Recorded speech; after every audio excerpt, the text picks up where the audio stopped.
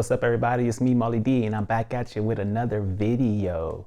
Today's video is actually my first ever attempt at doing an on-screen how-to or walkthrough type tutorial type video. So guys, bear with me and be patient with me as I stumble through this process, but the only way for me to learn to be a better creator is to do. So that being said, today's video is going to be, I'm going to show you guys how I prepare my artwork for my laser machine. So it's really going to just be about Adobe Illustrator, how I prepare my artwork in Adobe, and how I transfer it over to Lightburn. And this is actually an order I'm working on for a customer. So I'm going to kind of show you my workflow. It's not the best, most streamlined workflow, but it's my workflow.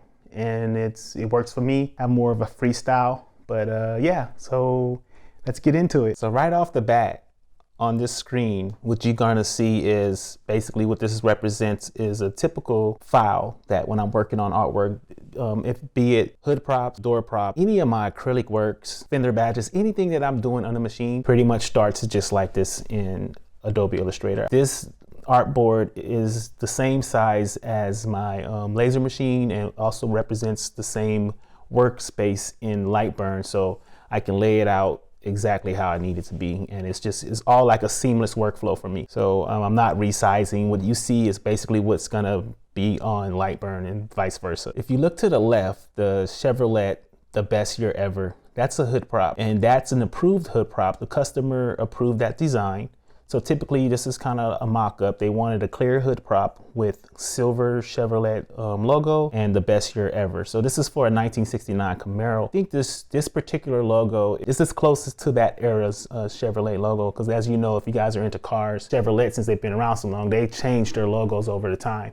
So this particular logo should be close. So all you car gurus and Chevy traditionalists, don't be too hard on me, but I think I did my research and I try to get it as close as I can to 1969 Chevy logo, bow tie logo, or Chevrolet bow tie logo. So anyway, this is basically an approved mock-up. So technically this job is done for me. All I literally have to do is just change this color from gray to black, reduce the weight on my outline, and I'm done. I can send that off to Lightburn and get ready to. That's typically how it works. So even if I'm working on a mock-up, I'm pretty much designing a mock-up to be laser ready. So there's a few minor tweaks that I have to do. Normally I will just save a copy, a rendition of this before, make everything look final, just in case the customer want to change some things or whatever like that. But anyway, I'm gonna show you guys how I will make it look from this artwork to this. So this is blanks. These represent blanks here. So this is a door prop blank and these are hood prop blanks. These blanks are specifically designed for old school cars. I have bigger strike and latch holes, and also I typically use 9mm acrylic because it's thicker. So usually the old schools are heavier doors, all metal. So that's kind of a design thing. Usually on the newer cars, they have like shocks and stuff, and I can get away with 1/4 inch acrylic. So yeah, right off the bat, what I'm gonna need the Chevrolet logo and the best year yet. Those are gonna literally go here, here. But I'm also gonna need the Chevrolet logos for my door props. So let me grab that, and I just wanna group this door prop, sorry. Same thing, grab this, group. That way, that's one full piece. All my files pretty much starts like this. I have a blank workspace and these are like my blanks. So in my design portion, I have a cut and design layer. So literally this is the design. So this is the design layer. So pretty much I start on design layer. So it depends on what I'm making. If I'm making Challenger gas caps, you know, fender badges, hood prop, door props, it depends on what I'm doing, right? I'll grab that blank and slide it over here. All these props and shapes and stuff was designed by yours truly. I pretty much have to make this look like this. So on the artwork, I have to add a lot of strokes or outline the artwork. So again, I'm gonna need Chevy. I'm gonna go ahead and copy. I'm gonna need Chevy for this door prop and Chevy for that door prop. So that's basically the layout of my artwork. But instead of doing like double the work, I just literally I'll take the Chevy logo and I'll go to my objects, I'll go to path, I'll go to offset path. For my door props and hood props, I tend to do a 1/4 inch offset.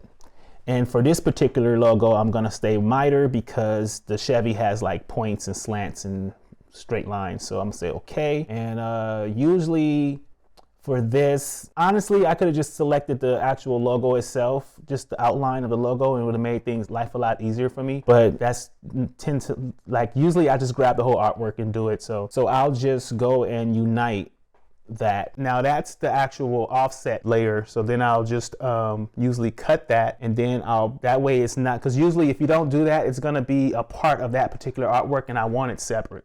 So then I just paste it in back, so that's Command B. And then from there, I'll just clean up any unwanted, so any white space or any unwanted lines and stuff, I'll just clean that up. This one's fairly simple, it's not too much going on. Let me zoom in. Actually, I do all this work from my laptop. I need to go and buy a mouse. Actually, I'm gonna go to do that today. When I'm done with this video, I'm gonna buy an actual mouse for my Mac. Oh, I'm like old school, man. But anyway, so that's that. And then I'll grab that outline, and then I will swap the fill and stroke, or you can just do Shift X. For my machine recognizes blue as the cut line. So that's the line that machine's gonna recognize to cut in the laser machine. So I change all my strokes to blue. There you go. So that's that piece. And then I typically just, that's it. So then after that, I'll group it all. So that's grouped. And same thing with the best year yet. Let me just drag it out of the way so it can be a little more clear. Do that. Same thing, you go to Object, Path, Offset Path. Same thing, I'm gonna go 1/4 inch offset on these because that's just what I typically do for hood props and door props. And for this particular one, I wanna go round because, I don't know, I just didn't care for all the jagged edges with this particular font. So then you go and unite, and same thing, I cut and then I paste in the back, and then you do Shift X, and there you go.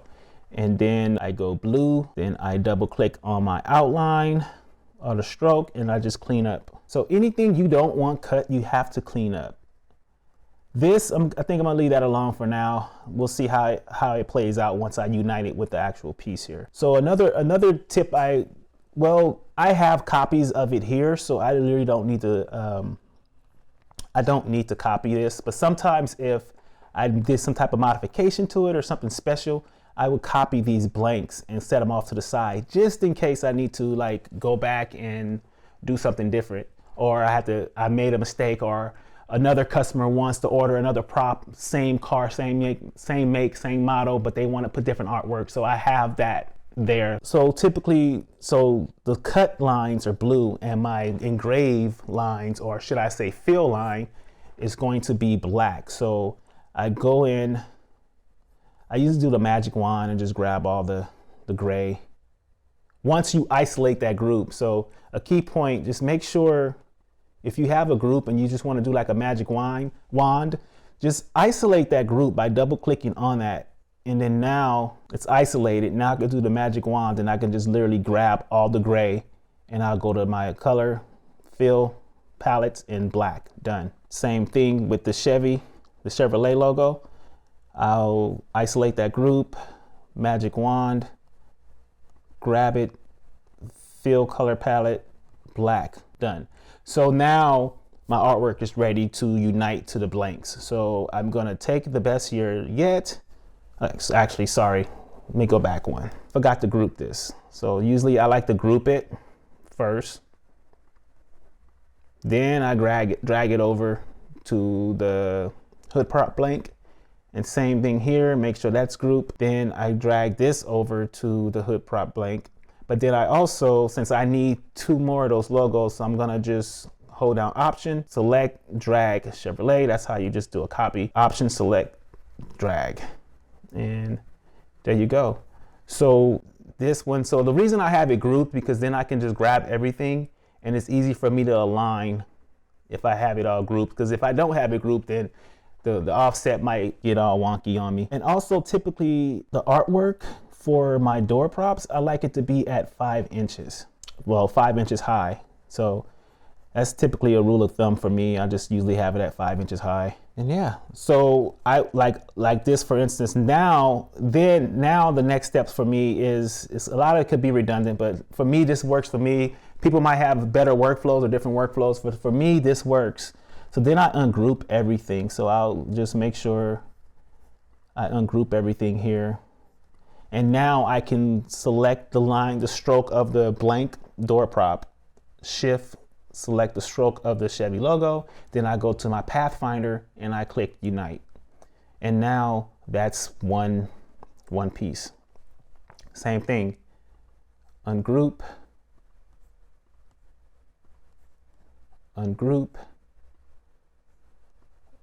grab the strokes, Pathfinder, Unite, done. So this, and then I take it all and I group it again. So I'm gonna group it back. That's done. So the Chevrolet door prop is ready to go. So all my pieces, I have my IG, my Instagram tag on it. Just Instagram hash, Molly D made it. That's just a way you know that it's an authentic Molly D piece, because everything is hand painted. I don't have one of those fancy direct UV, direct to substrate printers. So I just hand paint everything. So everything you get is gonna have a personal touch to it. So that's the door props, those are done. So then the hood props, same deal. So first I need to line it up. So again, you will basically align, center, and then I'll grab it and see kind of like where I want it all. I think I want this moved up a little bit. Move this up a little bit. And then there you have it. Actually, let me try it. Let me just align it one more time just to make sure I'm good there. Okay. And then same thing. Then you just ungroup.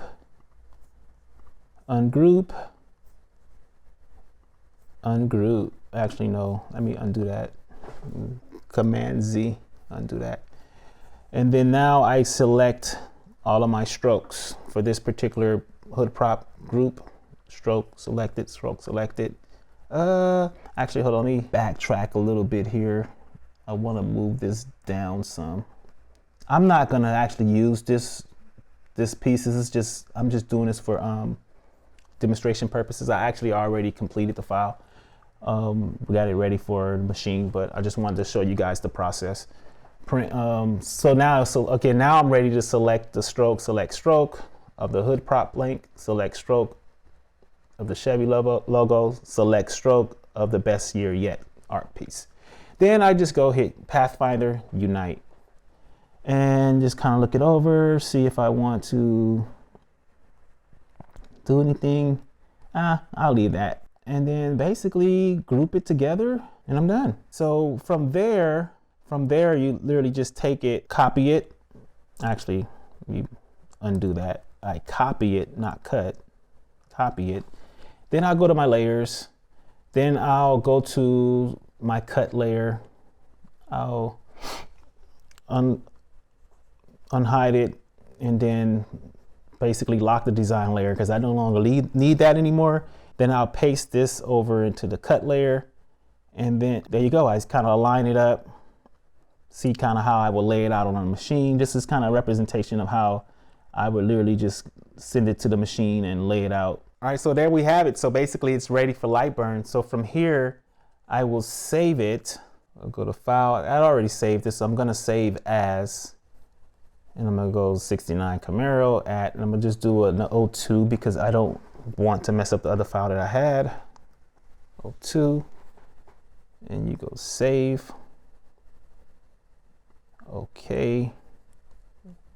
Actually, let me just make sure I get rid of all this other trash and garbage or whatever.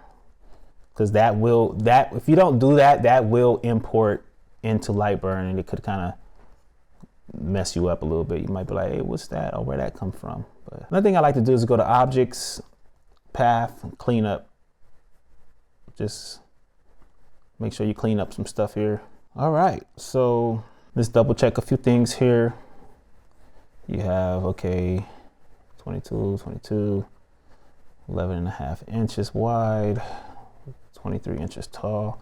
All right, so let me just go ahead and save again. Make sure it is a different file, 02. Okay, file, save. And now I'm gonna go ahead and open up Lightburn.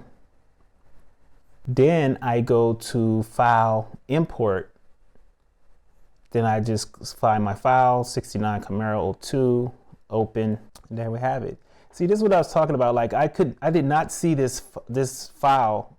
I couldn't select it. It may have been locked in my layers, but I'm gonna go ahead and delete that. That's trash. But either way, here it is. Cool thing, it's already grouped, just like how it is in Adobe Illustrator. It's already grouped. And it doesn't really matter how the layout is, because most of the time I'm not gonna cut on a full sheet of acrylic anyway. It's gonna be pieces. So I'll have to like literally just design it that way. Yeah, that's pretty much it. See how much this is gonna be. That's gonna take 37 minutes to do. This one's gonna, you just kind of preview your files. That's gonna take 19 minutes to do. Gonna take 19 minutes, and you can look, but please do not touch. It's going to take 8 minutes. So this is the preview monitor. So that's pretty dope.